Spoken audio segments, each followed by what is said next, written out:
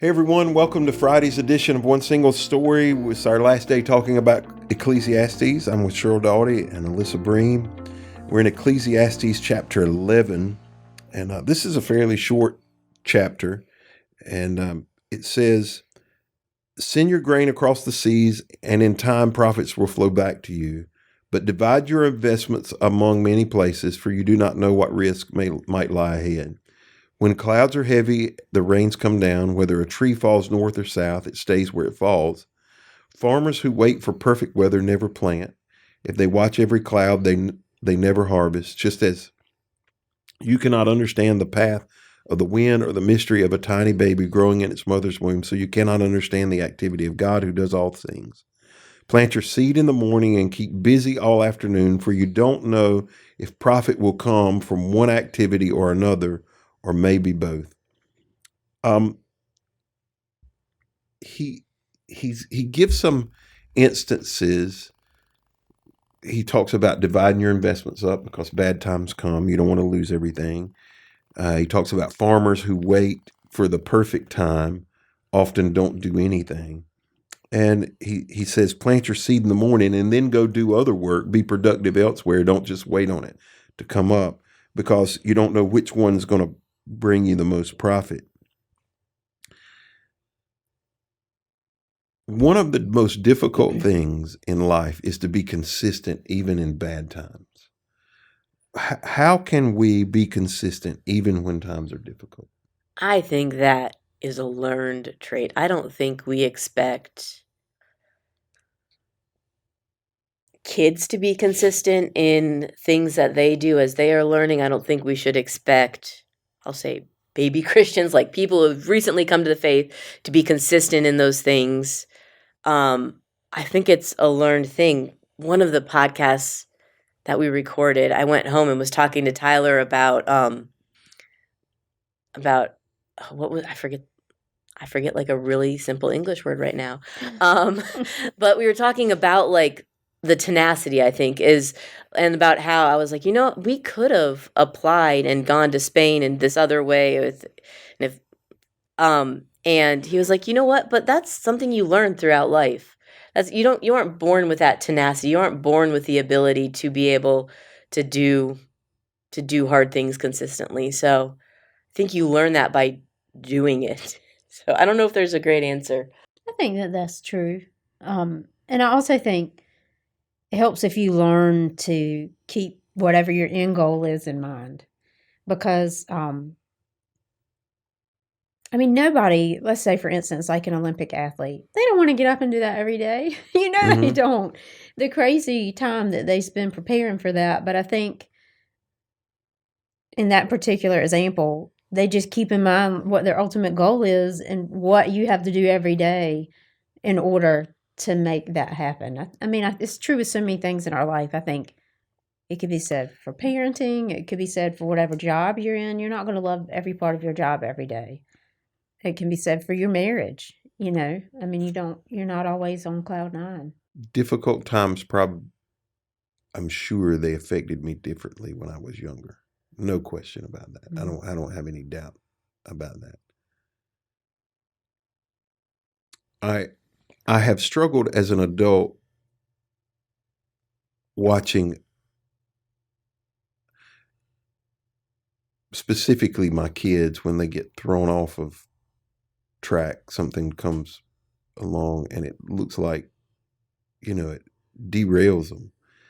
And I want, like, you just got to keep going down this path, Mm-hmm. because one of the things I say over and over to my kids is you've got to do something long enough to reap the rewards of it, like consistently long enough. If you look at investment, and that's one of the things he talks about here, diversifying your investments. But if you look at an investment compound over time, there's this tail that it's not flat, it's going up, but then it gets to this point that it just turns up like this. But you only turn up when you've gone long enough on the flat Mm-hmm. line. And that's hard to do because we don't get those. It's easy to put money in when you're your money's doubling every 3 Mm-hmm. years. It's difficult when you're putting it in and it's going down. Mm-hmm. The stock market's turning backwards. It's difficult to read your Bible every day, be spiritually disciplined when everything in your life is not exactly the way you want it. T.D. Jakes used to say, when living right ain't working, when you're doing the right things, but it's not working out, the way you want it to, when you feel like you're doing the right thing by your kids and they're still making wrong choices, those are frustrating times to continue to be consistent. In marriage, you use marriage.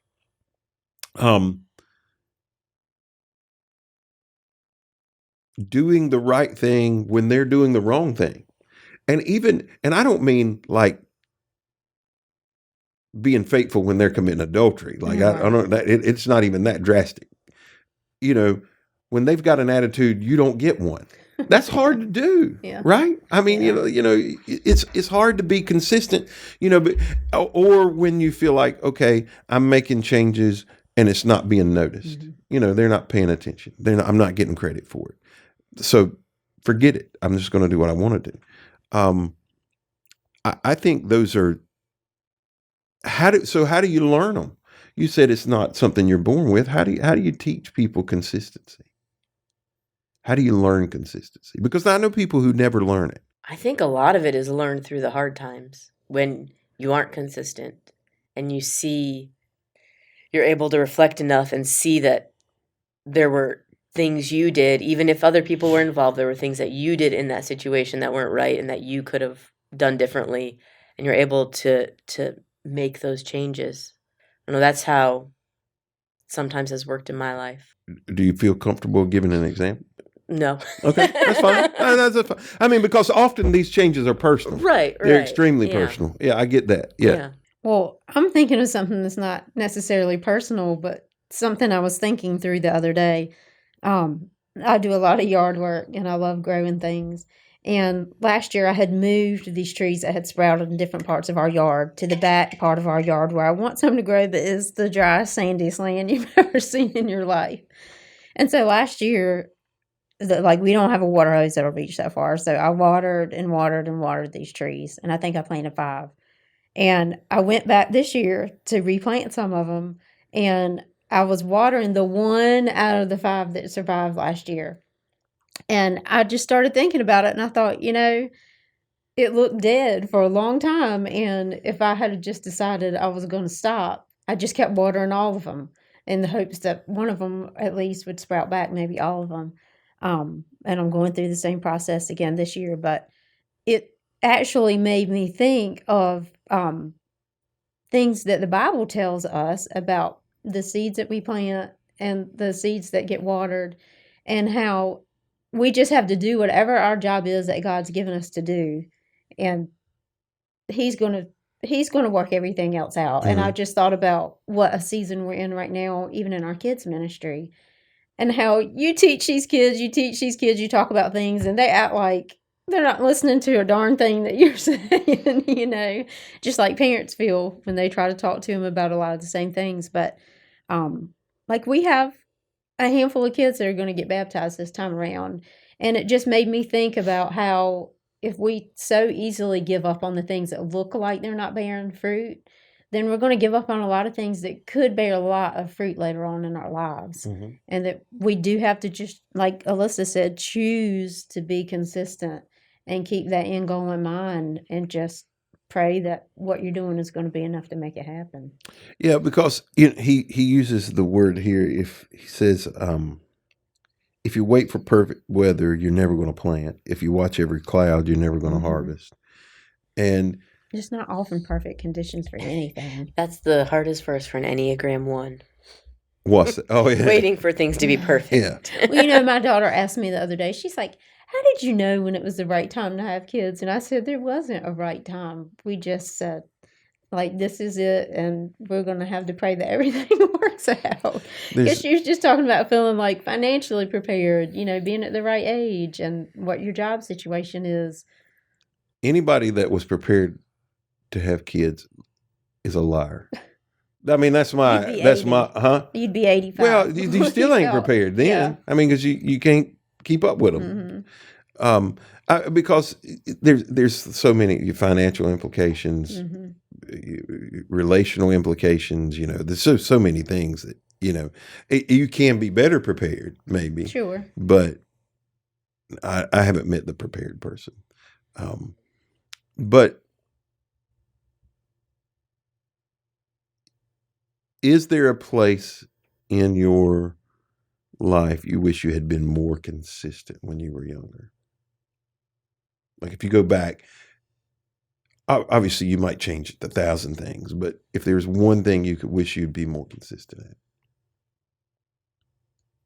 and I'll go first. I wish I had been more consistent about spending regular time with my kids when they were young, when they were small, instead of working so much. I was busy, which is so easy. I wish I had been more intentional about some of those things.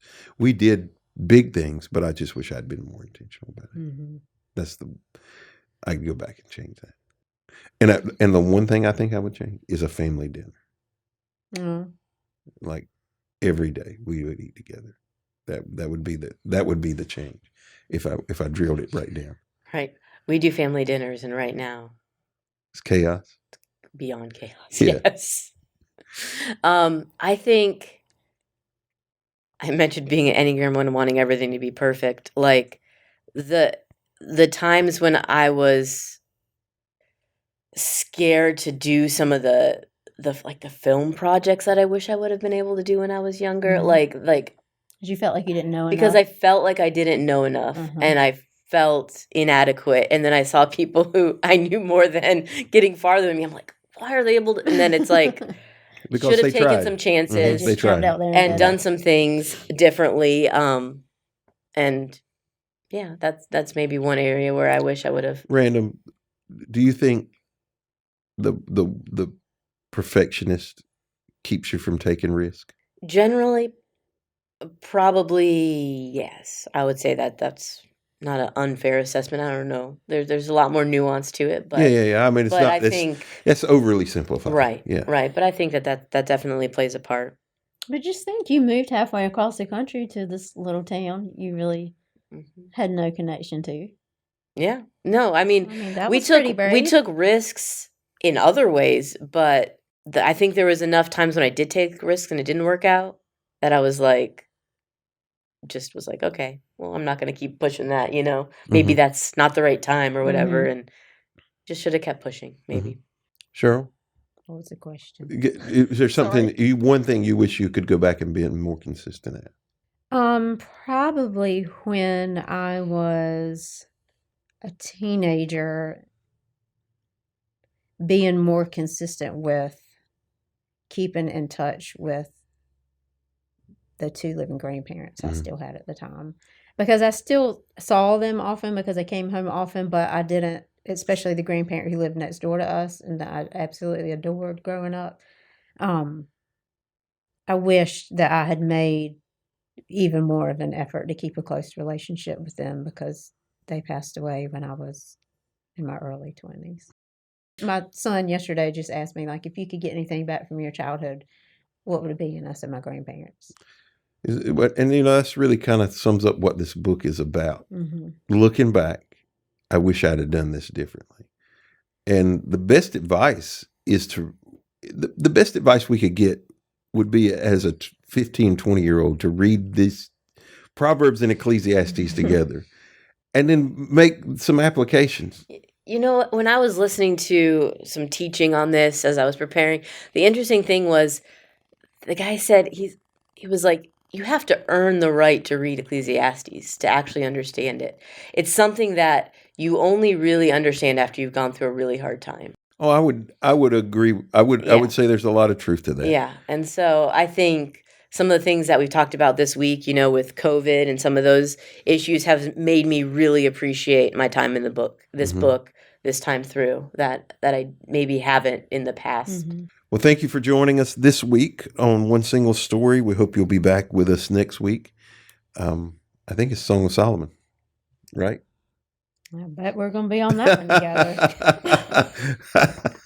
We hope you'll be back and join us. Y'all have a great weekend.